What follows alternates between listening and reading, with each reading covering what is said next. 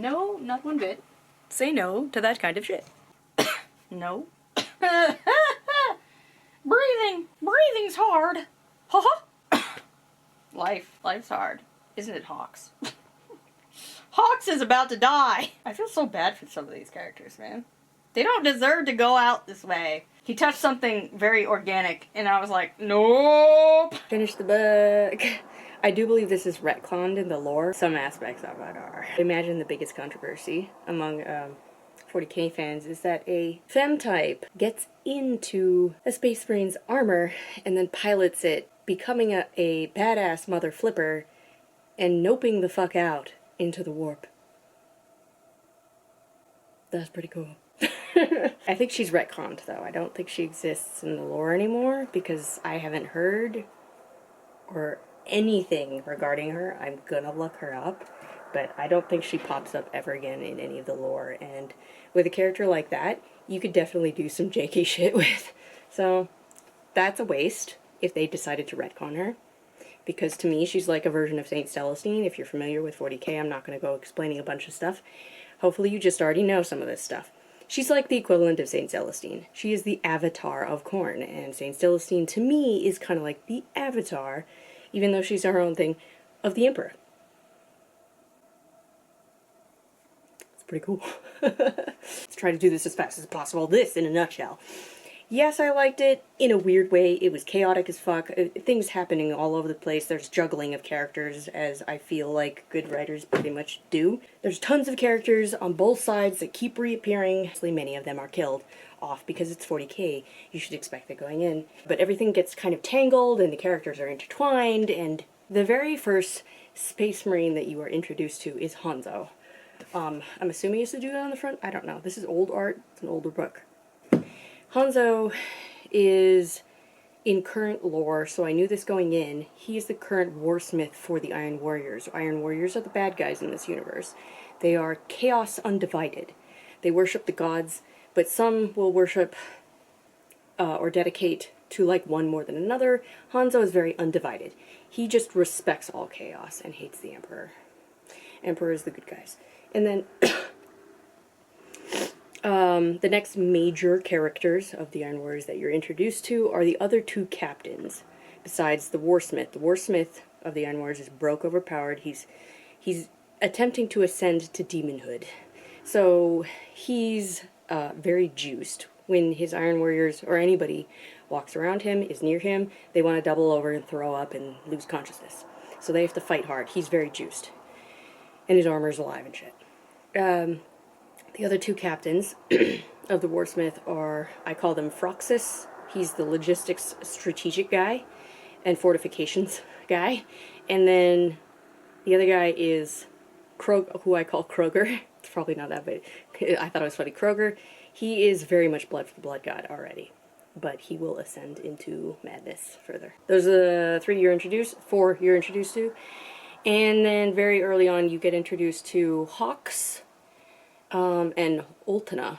Her last name is Ultana.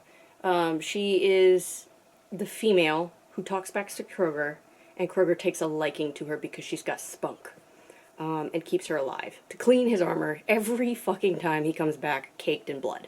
She goes insane, and later becomes the avatar of Khorne with his armor. I think they're called the Dragoran Dragoons. They're the humans. And then there's Hawks, also a Dragoran Dragoon, and he is a dude at an outpost. At the very beginning, Hanzo and his crew destroy the outpost to then have the rest of the Iron Warriors assault airfield. They take the airfield, and then from there they proceed onward to take other citadels and other main chunks of the board to get to the main.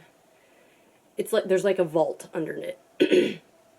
This is where everyone who's good, who's just like, we can't allow them to get here. We've got valuable items below.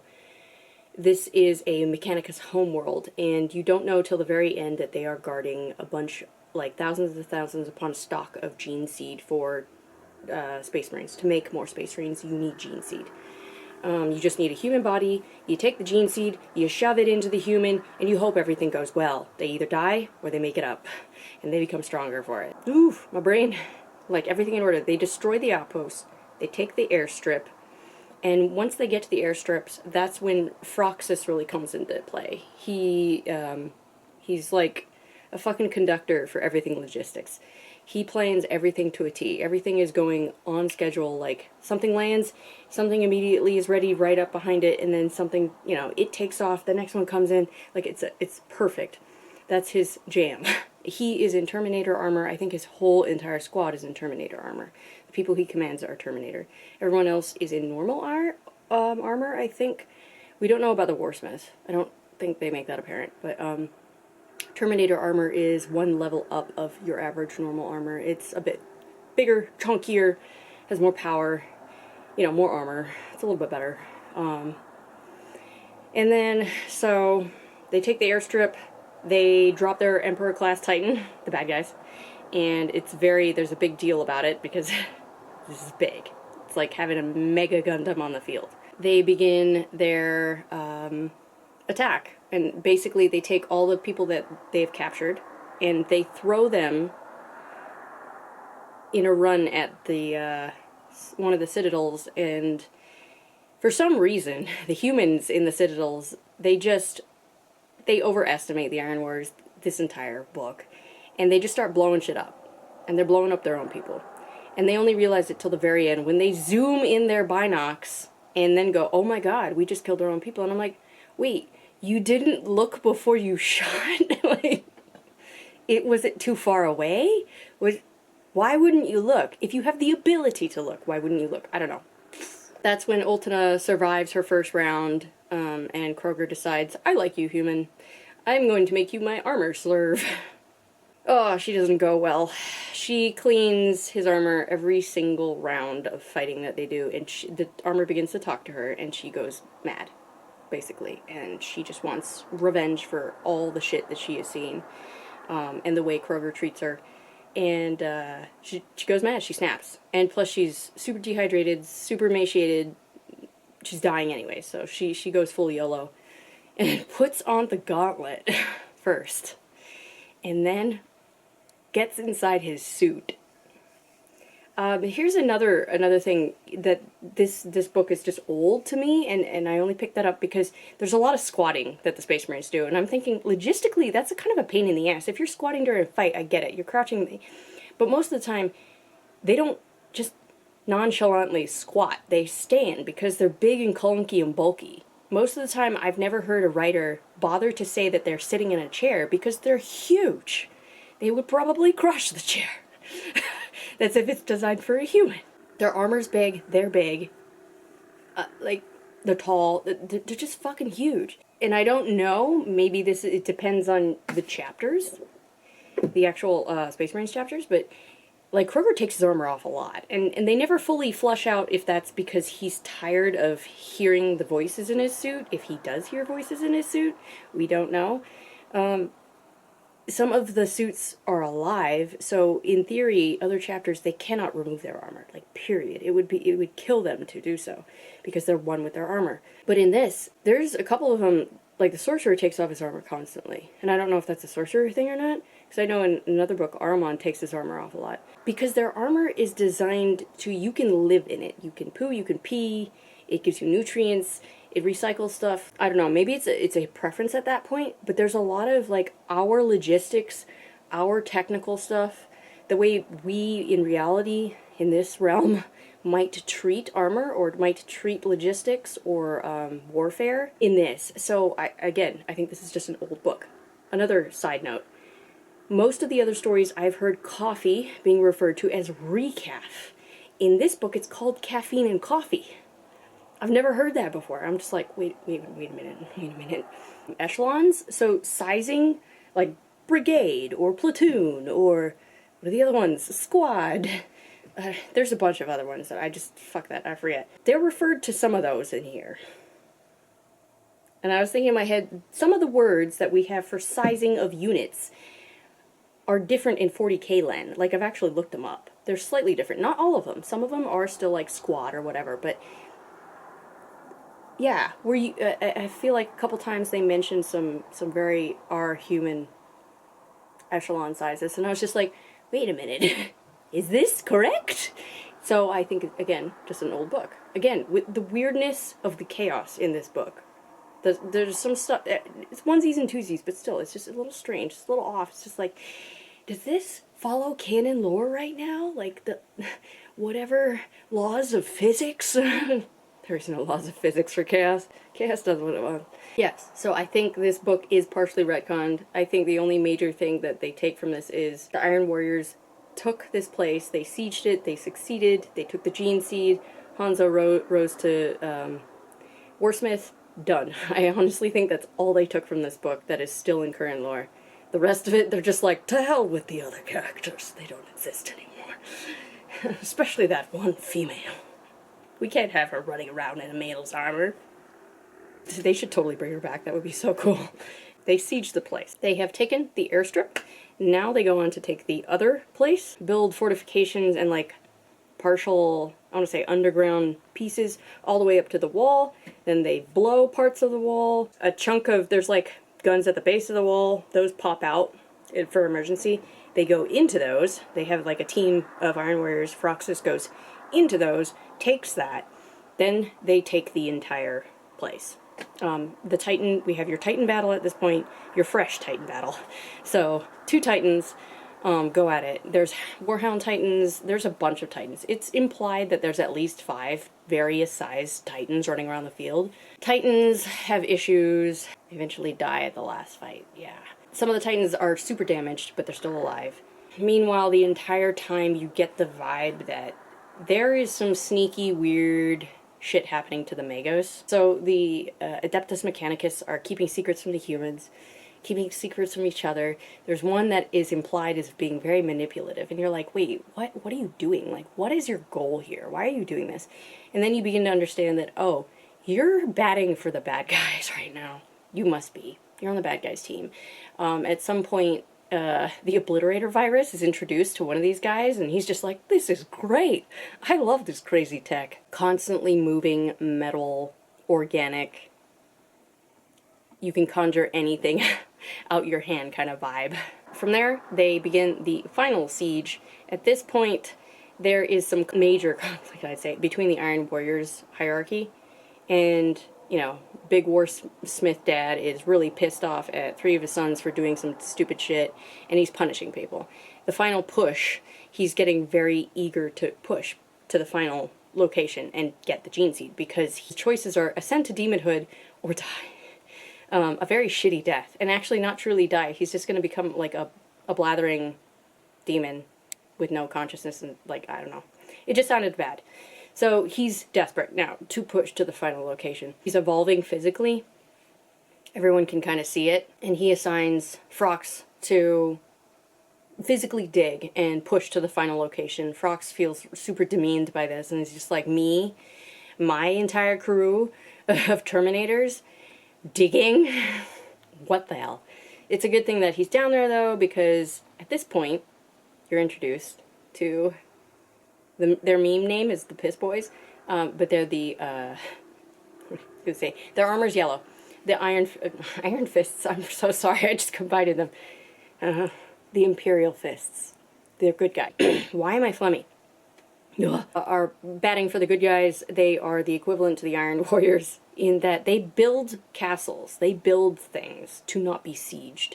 The Iron Warriors siege things, and that's what they like to do. So they pit these two against each other. Also, they're super rivals. They hate each other. There's a group of them. It doesn't really quite say how many of them, but the humans make a last attempt to undermine the bad guys by cover of darkness, going up and blowing some of their demon siege guns. With that, they are able to do it because they have one chaplain, and they wouldn't be able to do it without the chaplain, because the chaplain is able to help them with the mental intensity of the demon weapons, because to get close to the demon weapons, you have to, like, fight with all your might not to double over and die, because the aura around these guns is just so intense. They take out all of them except for, I think, one cannon. Warsmith is pissed. The final attack comes. Hawks, sorry. I'm getting the names confused sometimes. Hawks is assigned to find a specific underground location and fire off a mega missile. He's just like, sure, I might die out here anyways. I'm in the middle of nowhere. I'm by myself. Meanwhile, Phrox gets the hunch that Hanzo has accidentally left a human alive and says, go send a man and to kill off this human or whoever's alive up there because we're being watched. I don't know how, but someone is watching us. He just, his warrior senses are tingling. Someone is sent. Hawks is able to last minute get the missile to fire with the guidance of one of the Magoses over radio. He barely makes it out alive. The Iron Warrior assigned to kill him dies in the fiery takeoff. The missile comes down and hits the main area of where the Iron Warriors are set up. The Warsmith is further pissed. And the final battle begins in approximately, I think, like 3 days from then. Final stand battle happens. There's lots of getting to the very top of the, entryway to the area, and then nearly going through, and then being pushed back, and then going... There's a lot of this, being repelled constantly, wave after wave, and the Iron Warriors get through with the help of the Warsmith. The Warsmith enters the battle after, the rest of the Titans go down, a bunch of big-named characters go down. At this point, Phrox dies, and taking down one of the War Titans, the Warhound Titans, and then the other twin Warhound takes him out. Hanzo is inside running around, bleeding to the best of his ability, because that's kind of what he's good at. Strategically in battle, Kroger, he has died 3 days before this fight. And the female killed him by putting on his armor and stabbing him to death with a bone knife in his own tent. And she has just been impersonating him the whole time without speaking. So she is, at this point, in the final battle, leading his men, takes on the Fist's sorcerer. And the sorcerer obviously goes down, but she's intense. She basically, magically sucks all the blood within, a couple miles into her suit, gets larger. There's, this nimbus around her head of red light. There's red light coming out of her helmet and everything. And she cuts through the sorcerer in such a way that she cuts into, time, space, and the immaterium itself. And then she's like, oh, it's a portal. You know what? Let's corn this fuck right off. Let's get out of here, man. We're gonna go fight some other glorious battles. Goes into the warp, disappears. Nopes out of the fucking battle.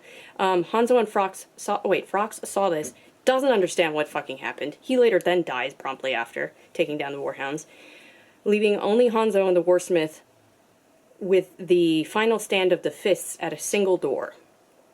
At this point, the Obliterator Magos has killed the main... Oh god, what is his name? Leader of the Adeptus Mechanicus that is maintaining the entire fort. Everything. He's hooked up to everything. He takes him out and kind of hooks up to everything. So all the extra infrastructure guns on the walls and stuff don't attack the Iron Warriors anymore. And Hanzo's just like, that's a little weird. I didn't know why is that happening. And you later find out that the sorcerer teleported the Obliterator guy somehow into the building and had him go wreak havoc.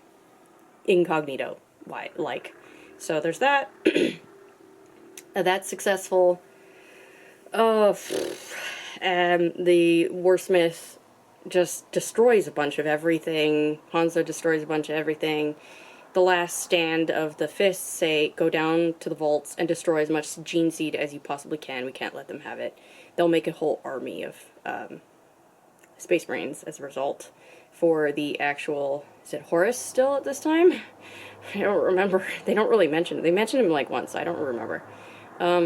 And obviously the humans don't succeed. They are out of ammo. They're smashing in these glass tubes and they're trying to destroy as much as possible. They can't. The Warsmith goes down there, starts gorging himself on gene seed, and then promptly ascends to demonhood. And then once he does, he's just like, hey Hanzo, you're the last one standing of my captains. You are now the Warsmith. And nopes the fuck out into time, space, and immaterium. Thus it ends. Hawks is the only one to survive.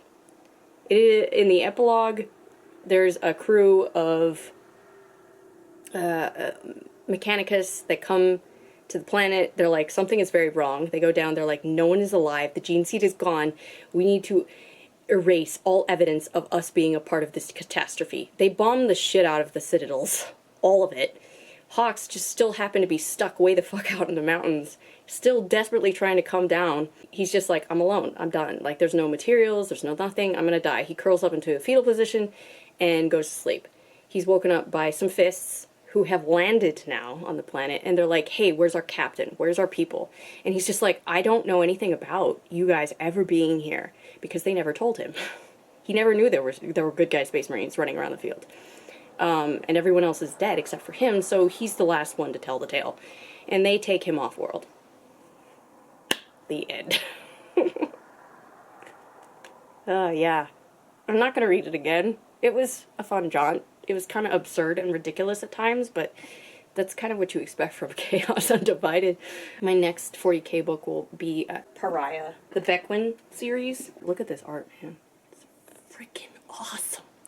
So, she's a null, so anything psyker related and even human feel weird around her. They don't feel correct. They feel very uncomfortable.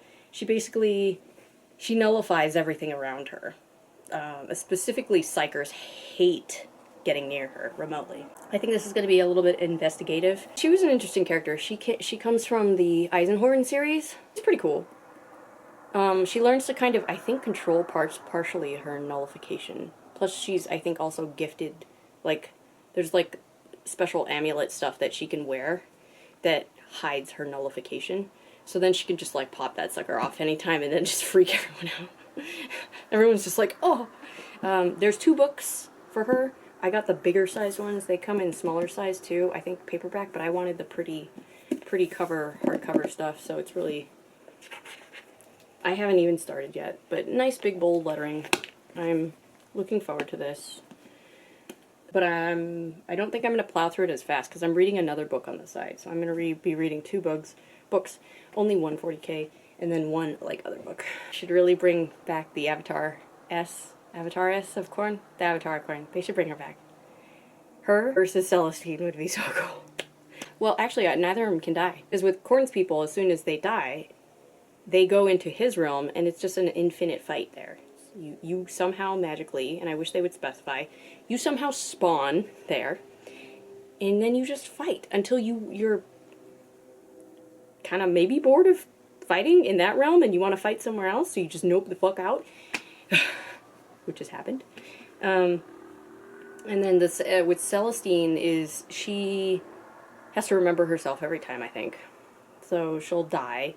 She'll wake up on this weird plane of existence of just armor everywhere, and she's like, wow, great battle was fought here, and then she has to find each piece of her armor again.